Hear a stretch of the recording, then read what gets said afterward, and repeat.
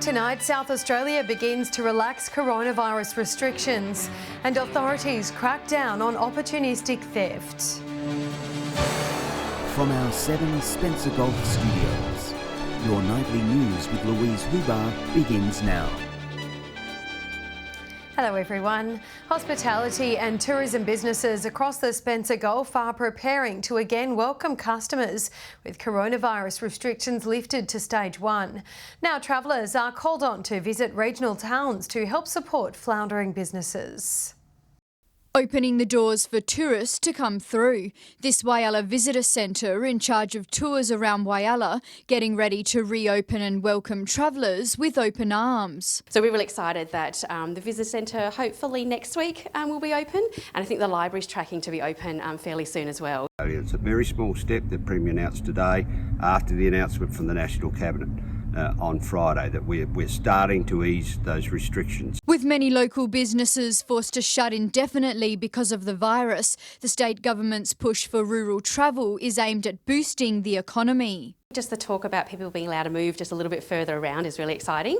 I know our locals are already kind of feeling that relief a little bit. Rural tourism operators encouraging travellers to take the opportunity to visit amazing attractions on the Eyre Peninsula, with lots of family outings able to adhere to social distancing restrictions. The Fitzgerald Bay walk along that coastline, the drive right up to the top is amazing. The Cuttlefish Drive stuff at the moment, I mean even with Cuttlefish Around we're finding that we're getting some divers in the water already. Stage 1 of the federal government's 3-stage plan articulate the steps forward for a COVID-safe economy. It's a national roadmap to help Australia get out of the COVID-19 pandemic. All the things that we actually encourage you not to do over Easter, we would like people to come back and do now.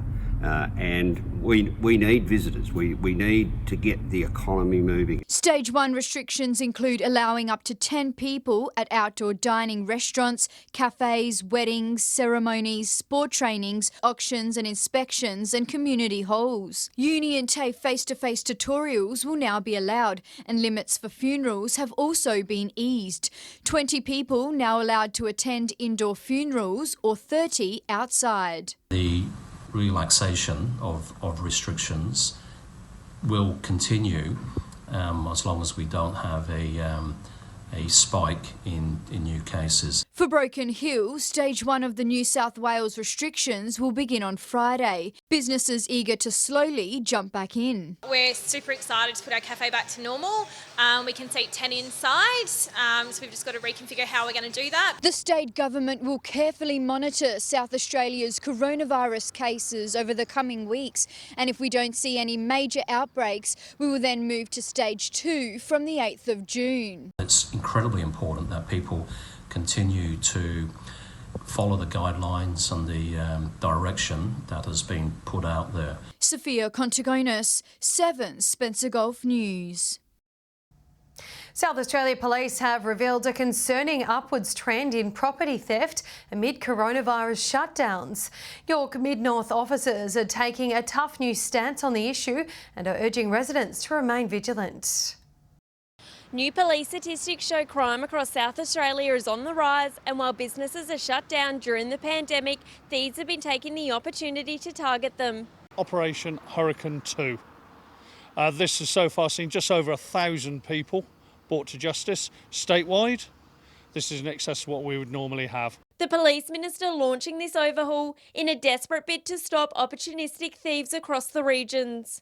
We're using the COVID-19 situation to take advantage of stores that perhaps aren't open or premises that are shut down for this period of time. Sheds, sporting facilities and businesses among the locations hardest hit, with strict new bail conditions now put in place. Anyone caught offending during the COVID-19 for certain offences, for any theft or serious criminal trespass offences, can now be refused bail. It's not all bad news, with police confirming some offences have decreased. Why, we've actually seen a decrease in very serious crimes, being sexual assaults and also sort of harassment and stalking type offences. However, this police officer says it's a timely reminder for residents to lock up their items. Make sure the security of your house is all up together before you leave. Make sure your doors are locked and windows are closed. Mid-North farmers are now seeding, but authorities warn remote areas aren't isolated from theft. We do see thefts of diesel fuel and also valuables from inside the tractors and other farm machinery, being UHF radios, do get targeted. Shari Hams, 7 Spencer Gulf News. Trains travelling between Whyalla and Port Augusta will be receiving an upgrade with $50 million worth of federal government funding put towards the project. These freight trains will become faster and safer, operating under an advanced management system which will also include remotely controlled services. Transport Minister Michael McCormick says the project comes after 10 years of testing and planning. Still to come tonight, a Broken Hill Footy Club takes huge strides in boosting player fitness before the season starts again, and Port Augusta residents praised for adhering to pandemic guidelines.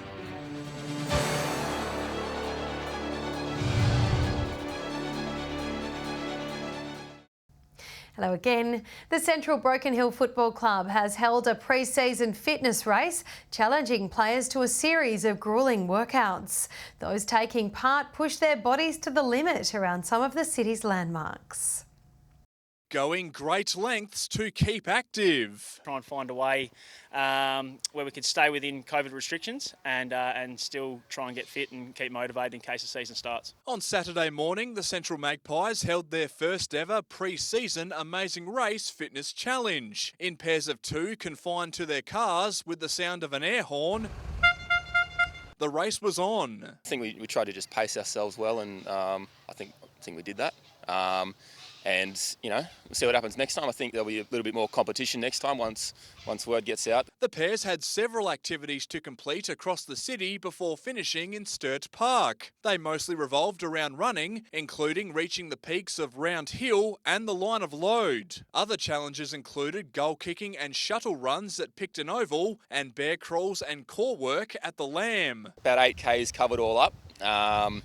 I think right now a little bit, jelly legs. I think tomorrow will be the real test. To make life even harder, each team had to carry a football and, interestingly, a watermelon with them while doing each stage. After each task is done or destination is reached, a selfie must be taken with the fruit. It was all about just having, I suppose, respect for your teammates and having a responsibility to look after something else that wasn't yours. So today was a little bit of fun with it. While the race did provide an entertaining way to keep fit, there was a big focus on safety, not just with coronavirus restrictions, but also with road rules. Strictly keeping to the speed limits. The staggered start, there was a fair bit of organising went in place by Jared Paul and some of the other organisers to make sure everyone was starting at different places and to try and make sure that everyone was at different places at different times. Jared says another race is on the cards, with new exercises and new locations potentially being added. And add some creek runs in, add some more, I suppose, iconic areas of Broken Hill and increase the distance. So it looks like a few of the people are sweating today and it was tough at times, which was good. So it stretched them, but next time we'll go up again. Patrick Reinke, 7 Spencer Gulf News. A 32-year-old driver has been arrested after crashing a car into a fence in Whyalla and then allegedly fleeing the scene. Police received reports late on Friday night of a vehicle driving dangerously on Ebert and Scurry Street. Police found the vehicle in the driveway of a Whyalla address. The man returned a positive alcohol reading of 0.188 and will face court in August. Meanwhile, a 35-year-old Whyalla man will also face court on several charges after he was caught riding a motorbike while allegedly under the influence of drugs.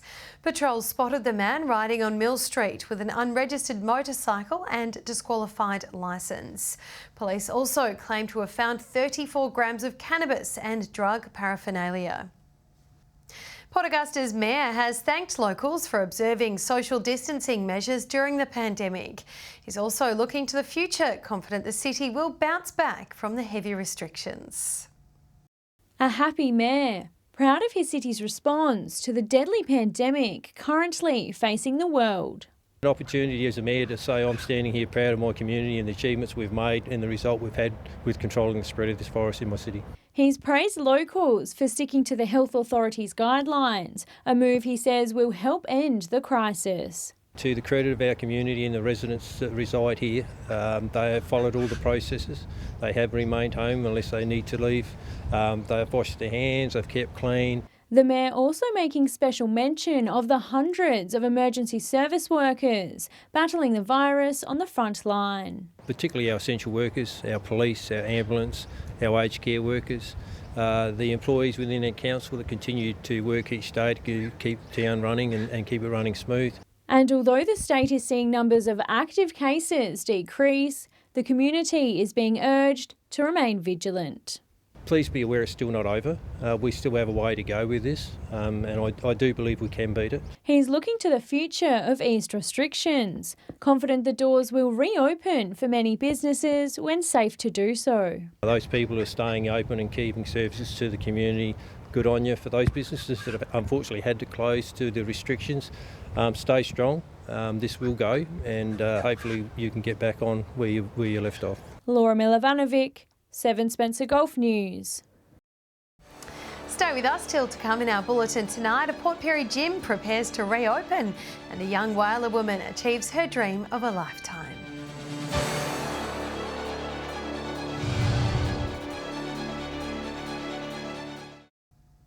Welcome back. As South Australia's restrictions relax, gyms are preparing to open their doors as soon as next month. Port Pirie's Powerhouse is one of many in the region ready to get active, with staff implementing new hygiene rules to accommodate the regulations. Counting down the days until this gym will open its doors once again. With the green light given for June the 8th, these owners are busy preparing. Get back to some normality as owners, but for our members, it's everything. The amount of questions I've been asked is crazy. People just want to get in, they want to train, they want to get back to their normality as well. The facility, once thriving, now empty amid coronavirus regulations. It's been a difficult adjustment for staff, but they say they're grateful to still be employed. Don't know what I would do if I didn't have this job. It sounds a bit crazy, but it's literally been life-changing for me. I don't know what to do without it. Things will be done differently once reopened, with strict hygiene rules set to be put in place at gyms across the state. Everything has to be wiped down every hour by a staff member, so that means a full clean every hour of everything in here. Then for members, they'll have to use a towel. There'll be no if buts or maybes about that. It's towel or no train. We're taking all measures that we can to keep everything clean. We're following all the guidelines, and everyone's safety is entirely important to us. These trainers encouraging Port Pirie residents to get active in the meantime, even by using equipment found around the house. So many things around the house you can use. Just remember, weight doesn't have to be a dumbbell. A weight is anything that's heavy that has a weight to it. So if you have to pick up a 2-litre milk carton that weighs 2 kilos, use it. Be really inventive what you do. They believe the mental wellbeing of Port Pirie community members will improve once gyms are open and running again. And really work on themselves. So take that away from someone that really has a detrimental effect on their mental health as well as their physical health as well. Shari Hams, 7 Spencer Golf News. A local Whyalla singer has become quite popular around the state, with her first 2 singles flying up the charts. The 18-year-old has just finished her very first album, which talks about relationship struggles. A superstar in the making, this young Whyalla singer-songwriter is following her dreams. Earlier on in the year, in March, I went to Byron Bay to record music, an EP, with ARIA award-winning producer Jordan Power. With her first 2 singles becoming popular all over the state, Brie decided to record an entire EP. The new album, the start of her music career. All the tracks on it, 5 tracks, it tells a story, a breakup story between a woman and a mentally ill man. Taking up music only a few years back, Brie now has a fan base following her achievements. I've had a lot of support locally, and I've been getting gigs outside of town, so I've gained a few fans around the Eyre Peninsula and Adelaide even. Her number one fan, however, will always be her dad, who has been to every single one of her gigs. Certainly proud of her. She's put in a lot of hard work, especially writing the songs, and then the time in the studio was really hard work. Brie spent a full week in the recording studio working 8-hour days, but she found motivation from an inspiring artist. We recorded in Bernard Fanning's studio. Saw all his ARIA awards with Powderfinger. The album earning top spot on Dad's music list. Certainly they're in my playlist, so yeah, they get a few rounds. The EP will be released at the end of this month, with her 2 singles, Seaside and Home, now available on all streaming platforms. Sophia Conchagonis, 7 Spencer Golf News. Stay with us after the break. Locals invited to pitch in and be part of the future of the Jubilee Oval, and we'll have the weather with Britt.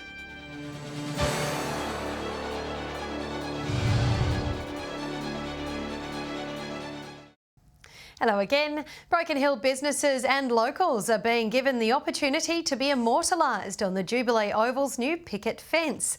The idea comes as the venue's multi-million-dollar redevelopment enters its final stages.